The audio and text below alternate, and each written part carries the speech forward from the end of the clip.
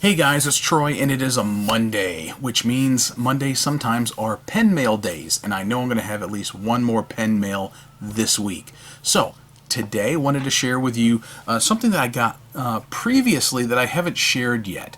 The last video I did was on a brand new pen, and I had actually planned on sharing this with you because it came about the same time. But this is a book that I ordered. I got it off from watermanbook.com. I had been looking for this book. I know other guys who have this particular book, and sellers on Amazon are mighty greedy, and they're trying to get like $200 for this book. I mean, come on, it's paperback. But Waterman Past and Present, the First 6 Decades by Max Davis and Gary Lehrer. And, I've been wanting this book for a while, and I kept looking, and I kept looking, and I, was searching the usual places that you would buy books, because it does have an ISBN number, and it was in print. But lo and behold, like I said, only a few copies, and they were like a couple $100 on Amazon, and there was no way I was going to pay for that. So I did find the website for this particular book, so I was glad that I did. And just to throw out a few things for you, I've got one of those here, a toy of that behind me. But, this book was really cool because, if you've been watching my channel, you know that I'm kind of into Waterman pens.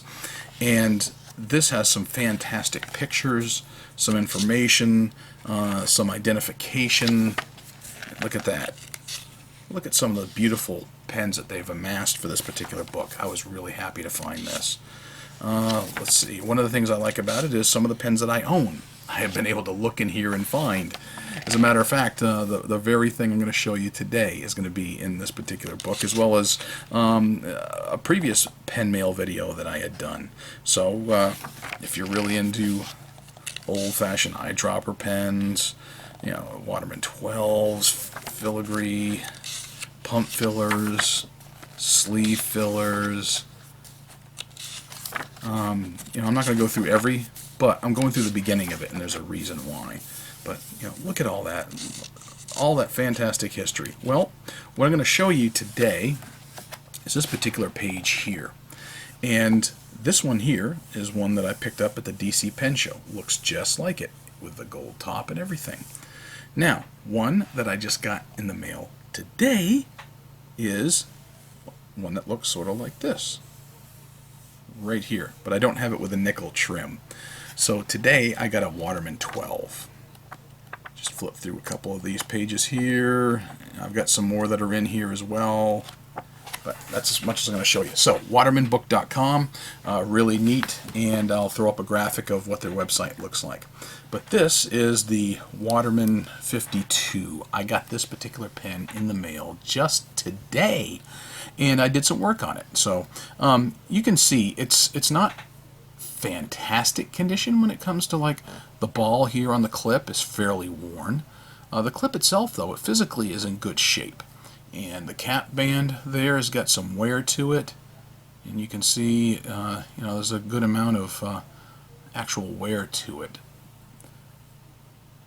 Now, the lever was actually in pretty decent shape, so I got that to polish up. So I was able to work on this pen some today. I put it in a brand new sack, and one of the things you're going to notice, you got the section here, and then you've got this, which is covered up by the cap. So, this pen was like 1923 to 1929, if I remember correctly.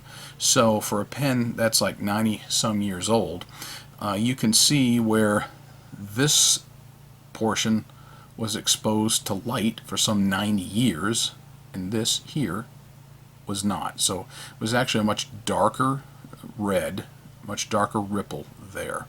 The nib is still in excellent condition, so wanted to show you that. It's got a nice standard Waterman 2, number 2 flexible nib, and I was able to easily pull this thing apart. I was able to change the sack on it, so it's got a nice brand new sack. I was able to polish it up the best that I could. I got off some oxidation off from this thing. I was able to polish that up nicely compared to what it was. This actually looks a whole lot better than it did. It looked a little grungy. Now it's got a little bit of shine to it. And I was able to get the nib out and polish up the nib, so the nib looks a whole lot nicer than it did previously. So let's see if I can get you a nice shot of that nib. If not, I'll try to get some close-ups of it. So, I just, like I said, added a Waterman 52 today. So, when it showed up in the mail from Las Vegas, is where the seller was not in fantastic condition. It was, like I said, a little grungy, needed a little bit of work. So, but today I was able to get out my stuff, work on it. It's got that nice little 52 imprint there, and it does have a Waterman's imprint here on the barrel as well. I'll try to get you some nice close-up pictures of that. So anyway, that was my brand new pen for today. Brand new to me anyway. So my Waterman collection is growing. As a matter of fact, I'm going to throw up a picture here of some Watermans. I took a picture and shared it on Instagram. Some of my older Watermans, my newer Watermans, in terms of chronology of manufacture, and some in between. It's just a portion of my Waterman collection. I'm going to have to dedicate a whole nother drawer in my storage for more Waterman pens, because I am running out of room for storage. But this is my new pride and joy today, and let's go ahead and write with it. Alright, I've taken the cap off my pen, and let's go ahead and do a writing sample with my vintage Waterman 52. It's circa 1923 to 1929 was the production run. In this thing I have a Waterman ink, a Waterman Intense black. Now it has a very flexible nib. These number 2 vintage nibs from Waterman usually do very well. So can I get some flex? You better believe it. Some nice, beautiful line variation out of it.